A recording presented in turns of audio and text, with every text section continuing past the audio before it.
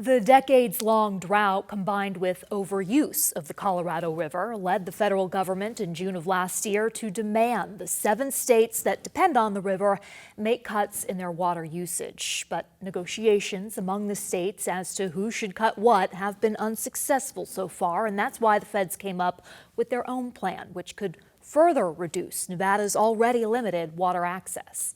We all know, but it bears emphasizing up front, that the prolonged drought afflicting the American West is one of the most significant challenges facing our country today.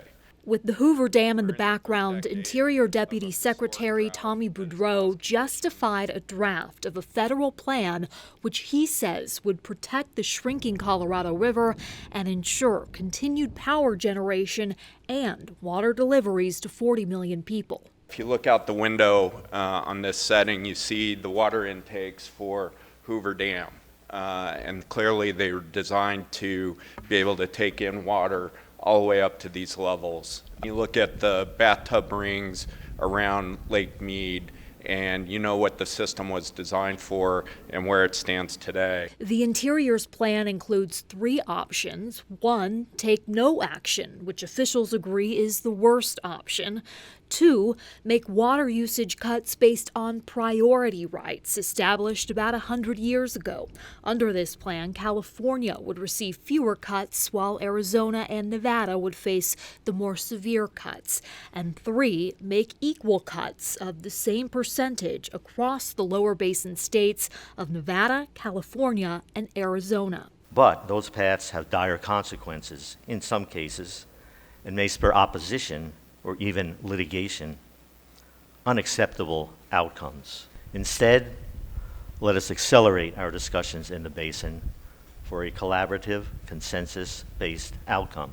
In January, 6 of the 7 states that make up the Colorado River Basin agreed on how to cut 1.5 million acre-feet of water.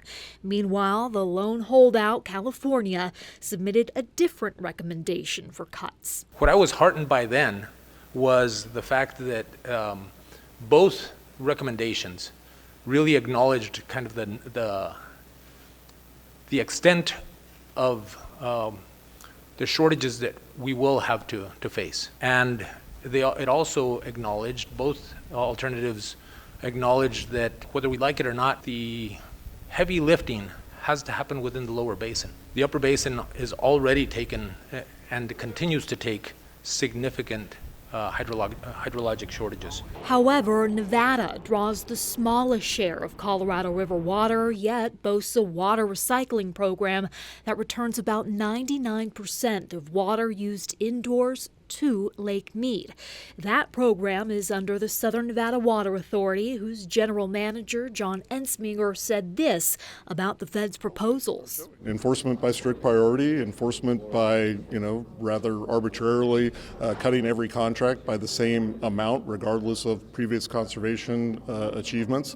There's not a lot of nuance. His interpretation of the Interior's plan? I think it shows you what the federal government thinks their tools are. And the federal tools, unfortunately, are a box of hammers. So if we want something more nuanced than that, if we want something that really works and can be durable for the people that use this river, that's up to the states and the water users to come up with that.